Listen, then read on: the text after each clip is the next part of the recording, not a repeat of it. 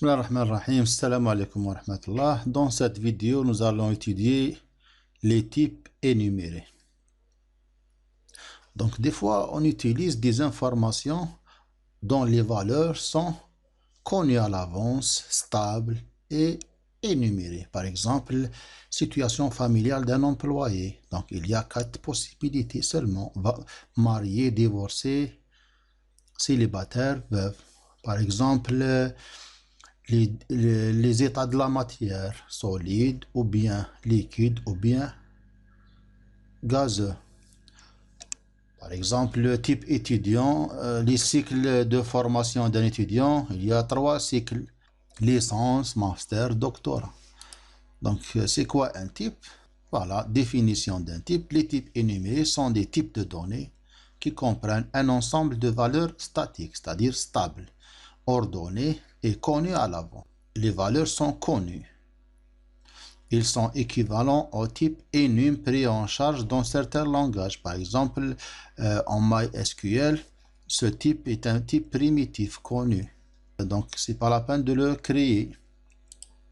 Donc, comment créer un type énuméré en Postgres? Créer type, le nom du type. Par exemple, je vais créer le type état de la matière. Donc, T état matière, as enum, entre parenthèses, les étiquettes possibles, donc solide, liquide et gazeux. Donc les informations remarquées sont stables, connues à l'avance et ordonnées. Donc chaque étiquette possède un rang. Donc c'est le mot solide, donc c'est le numéro 1, 2 et gazeux, c'est le numéro 3. Utilisation: comment utiliser un type lors de la création d'une table. Par exemple, create table matière. Les informations sont id matière, c'est un entier non nul. Désignation, c'est un caractère de 30. État de la matière, remarquez le champ état, c'est un T état matière. Donc c'est l'utilisation d'un type énuméré dans une table. Ordre des valeurs, on a dit que les étiquettes sont ordonnées, donc l'ordre des valeurs dans un type énuméré est l'ordre dans lequel les valeurs sont été créées. Tous les opérateurs de comparaison standard et les fonctions d'agrégation associées sont pris en charge pour ces types. Exemple, select étoile from matière where état inférieur à gazeux. C'est-à-dire, il va afficher les matières dans l'état inférieur, dans l'ordre de l'état inférieur à gaz. Donc, il va afficher solide et liquide, les matières solides et les matières liquides. Une petite remarque: les étiquettes d'énumération sont sensibles à la casse, c'est-à-dire le mot liquide écrit comme ça n'est pas le même qui est écrit en majuscule parce qu'il est sensible à la casse. Donc il faut introduire l'information comme elle était déclarée. Un peu de pratique maintenant. PG admin. Je vais créer une nouvelle base de données, créer database. Une nouvelle base de données appelée gestion produit.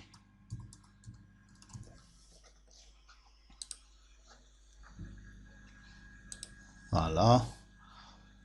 Dans les schémas, je peux créer le nouveau type dans le menu type avec le bouton droit, créer type. Eh bien, le nom du type, c'est T état matière. Définition. Donc, choisir dans l'option type énumération.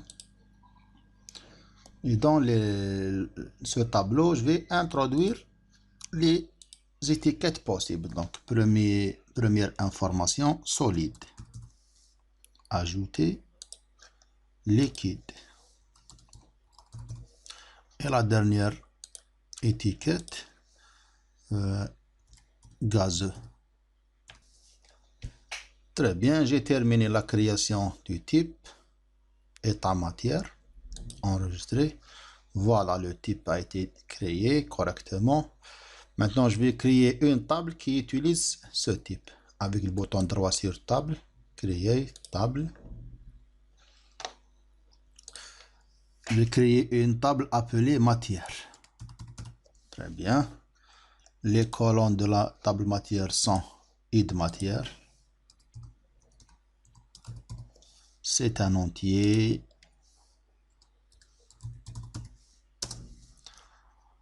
Non nul, clé primaire. Désignation de la matière. C'est un caractère de taille 30.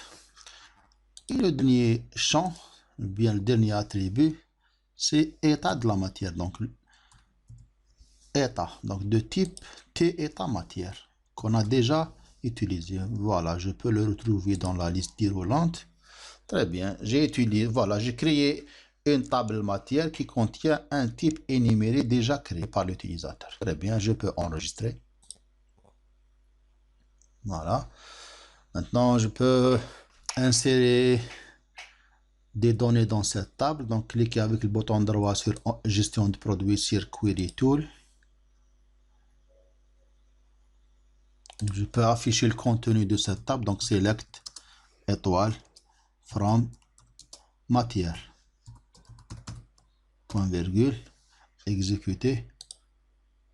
Voilà, la table est vide. Contient id matière, désignation et état. Je peux insérer une ligne de données, insert into matière values, la matière numéro 1, par exemple le bois, de type solide. Exécuter.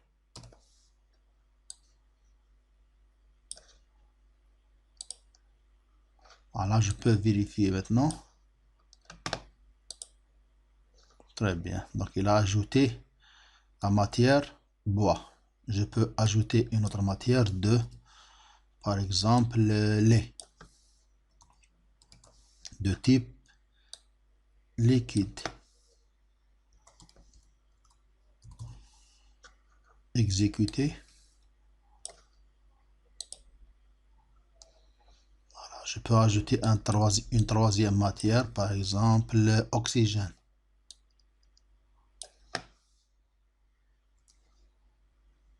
De type gazeux.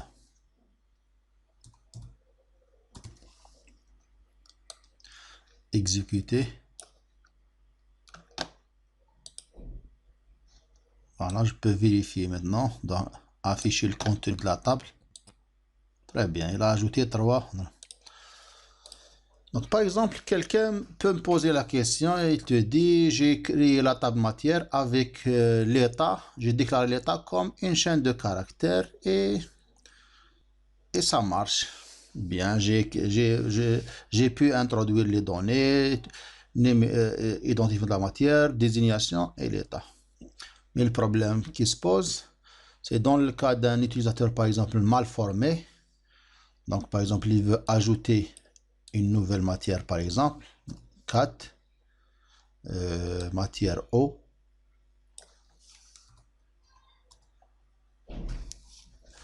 Et il ne sait pas, il ne sait pas c'est quoi le sens de champ état.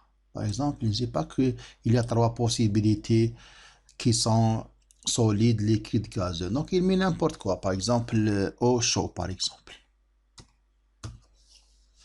Voilà. Donc, si tu as déclaré l'état comme une chaîne de caractères, donc, qu'est-ce qu'il va passer? Il va accepter cette instruction.